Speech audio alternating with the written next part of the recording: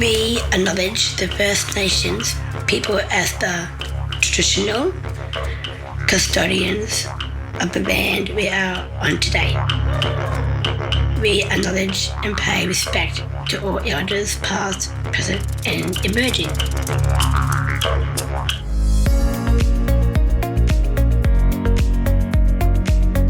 The Now and the Future podcast is an exciting way of sharing members' stories of opportunities, challenges, and provide support and expert advice for Down syndrome community.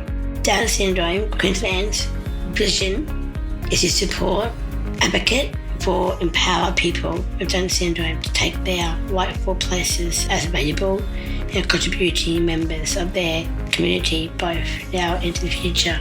Hello and welcome to this edition of the Now and the Future podcast brought to you by Down Syndrome Queensland. My name is Daryl Steff and I am the CEO.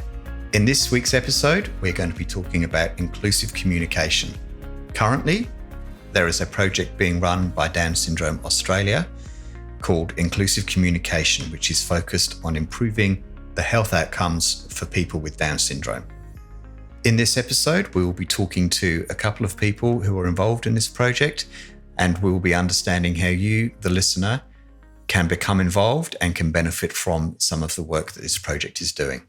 We will be talking to Natalie Graham, who is the project lead with Down Syndrome Australia on the Inclusive Communication Project, and also with Gillian Gehrke, who is the Down Syndrome Queensland Health Ambassador as part of this project. We will start with Natalie Graham. Well, welcome everyone. I'm joined here by Natalie Graham, who is the Down Syndrome Australia lead for the Inclusive Communication Project. Welcome, Natalie. Could you introduce yourself maybe and tell us a little bit about the Inclusive Communication Project? Thanks, Daryl. So my name is Natalie Graham. I am Health Program Manager for Down Syndrome Australia. My background is I'm a registered nurse. I have a Master's in Public Health and I have 4 daughters, one of whom has Down syndrome and turned 18 last week. So this is my ideal job, promoting inclusive communication with healthcare workers for people with Down syndrome to improve their health outcomes. Excellent. And could you tell us how the project came about, Natalie? Like what was the key driver that led to DSA pushing for this project and then ultimately being funded to be able to do this work? Well, as is known by lots and probably not known by many more, health outcomes for people with intellectual disability in Australia are absolutely appalling. They spend twice as many hours in hospital. They have an increased mortality rate, and very rarely are they screened for the screening processes and protocols that the typically developing people have, that is breast screening, cancer screening, bowel screening, etc. So Down Syndrome Australia applied for funding in 2020 through the ILC grant, which was the NDIA, now DSS, Department of Social Services. Yep. And we received the grant money and the ability to perform the inclusive communications, improving health outcomes for people with Down syndrome grant, which is what I'm very fortunate enough to lead. Fantastic. We often talk about what we just call the roadmap these days, but there's the roadmap that was released last year and endorsed by all states and territories around improving health outcomes for people with intellectual disability. Can you maybe talk a little bit more about that and the role that you and this project played in that roadmap? So at about the same time, the Australian government was working on the roadmap of improving the health outcomes for people with intellectual disability.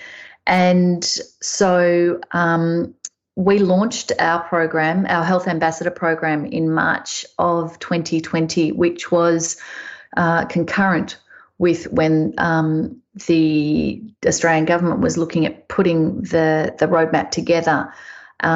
And they saw the benefits of people with Down syndrome speaking to healthcare workers and students about improving health outcomes through inclusive communication. So if you turn to page 8 of the National Roadmap for improving the health outcomes of people with intellectual disability, you will find a really good example of how to do that, and that's the Health Ambassador Program.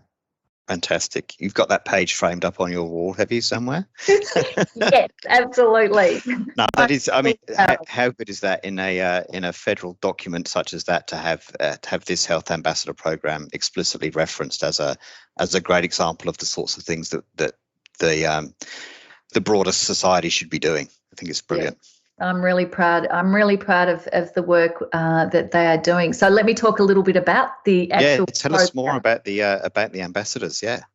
So the ILC funded grant is inclusive communication, which is what we are carrying out. We've divided it into 2 parts. One part is creating a online e-learn for healthcare workers and students becoming healthcare workers. That we are hoping to go live by the end of March 2022. And then the second part of the project is the Health Ambassador Program. So what we've done is we have employed 10 people with Down syndrome from around Australia to work as health ambassadors and advocate on behalf of people with Down syndrome and more broadly people with intellectual disability to promote inclusive communication and change attitudes and preconceived ideas about people with intellectual disability in health. Excellent. And we've got a number of health ambassadors all across Australia that are participating in the program, and we're going to be talking later on in this episode with Gillian, who is the health ambassador from Queensland. So what sort of training did the health ambassadors do, Natalie, to prepare them for these presentations and workshops that they're involved in with you? So what we did was we set them up for success. We did an online training in public speaking and presenting, which was facilitated by an expert in that field. Each of the health ambassadors created their own speech around their core message about inclusive communication. They drew on their own health experiences and they now can present their speech to healthcare workers in a confident and a professional manner. Now, that doesn't necessarily mean that they all use verbal skills to present that because it is inclusive communication. And our website has a couple of pages on the health ambassadors, and you can actually hop on there and see a couple of the videos and see who all the health ambassadors are across Australia. So what we do is we present to students in health, so that's any medical students, nursing students, allied health, anyone that's working in the health industry, we are presenting and providing training to make them more aware of people with intellectual disability and Down syndrome, but also to make them aware of inclusive communication and what a difference that does make to health outcomes. That's fantastic. And the other part of the project being the training. So that's accredited training that GPs and who else will have access to that, Natalie? The online training is an e-learn being hosted by Melbourne University Mobile Learning Hub, and that will be RAP GP accredited. So it's not necessarily only for GPs, it's for anyone, once again, working in the health industry to learn about Down syndrome and to learn more about inclusive communication. And it will be called Down Syndrome, The Essentials. Fantastic. And you said that's being launched at the end of March. And how will people be able to access that? I guess if they're professionals listening to this, or if they're parents and they want to refer, their allied health workers or their local GP or specialist to that training, how will they be able to access that? So you will be able to access it through the Down Syndrome Australia website, through the health portal on that. It will also be distributed through professional networks, so nursing profession, allied health peak bodies, medical Excellent. peak bodies, and you can access it directly also on the Melbourne University Mobile Learning Hub. Brilliant. That'll be a great resource for all the allied health professionals and GPs and specialists out there. So I think a lot of parents listening to this will probably be keen to keep an eye on when that's coming out and refer their support networks to it as well. Absolutely. In terms of coming back to the health ambassadors and the presentations, if there are, again, either health professionals or parents listening to this who are interested in getting one of the health professionals to come and talk to either that professional group or a uni that they might work at, etc., how do they go about doing that, Natalie? So once again, if they go to the Down Syndrome Australia website and go into the health portal, they will find a page on the health ambassadors, and my details are on that, natalie.graham@downsyndrome.org.au. Flick me an email or go on the website and click on the link and let me know what you're interested in, and we can facilitate. Fantastic. And we'll put a link to that health ambassador page in the blurb about this podcast, so you'll be able to access the link from there as well. Natalie, it's been great to hear about this project. I'm sure we will hear more when the training gets launched in a month or so's time. But thank you very much for your time. Thanks so much, Daryl.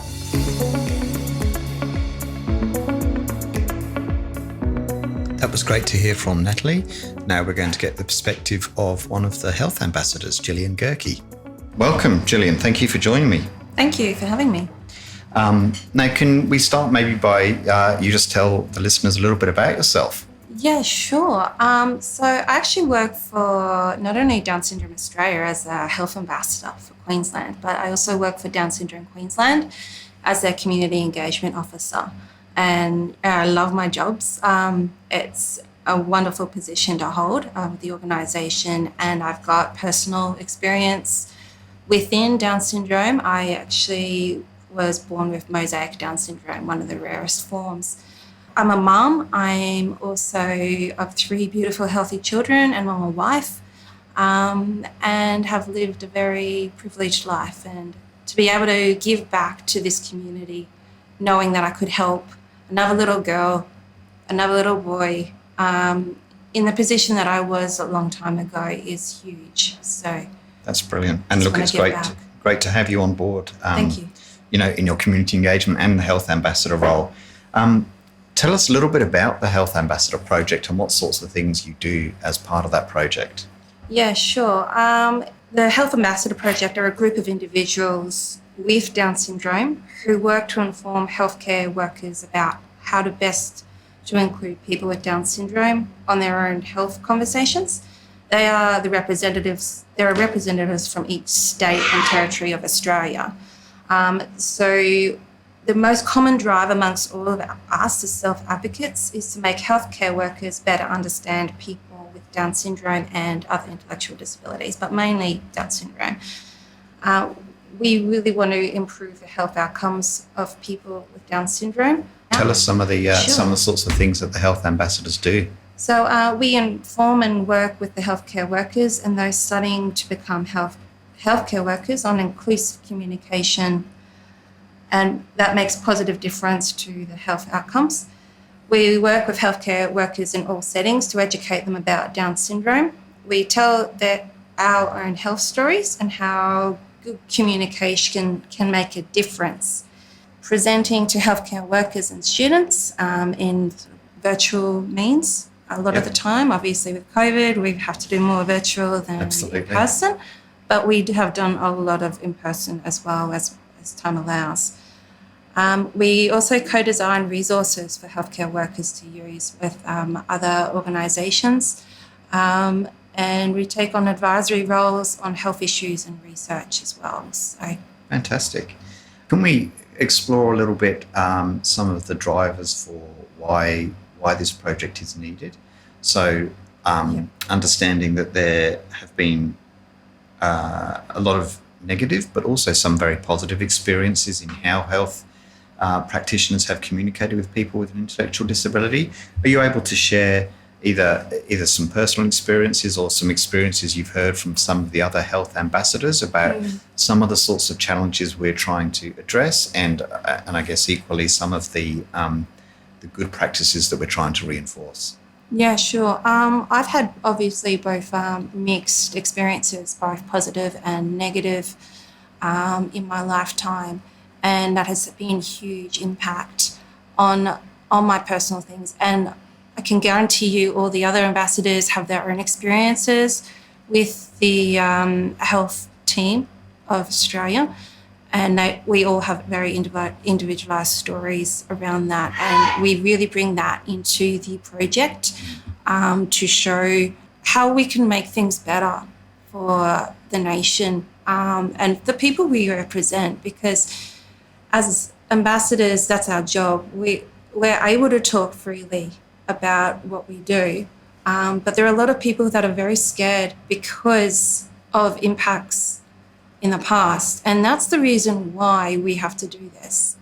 Everyone has very different abilities, and we are not the same as another person with Down syndrome. Everyone has their own challenges as the next person with Down syndrome. It's about looking beyond the diagnosis, isn't it? It to is. the person that's actually there. Yeah. Everyone has their own unique challenges and communication styles, and not everyone listening here, we're as different as our own fingerprint. Why is people with Down syndrome any different?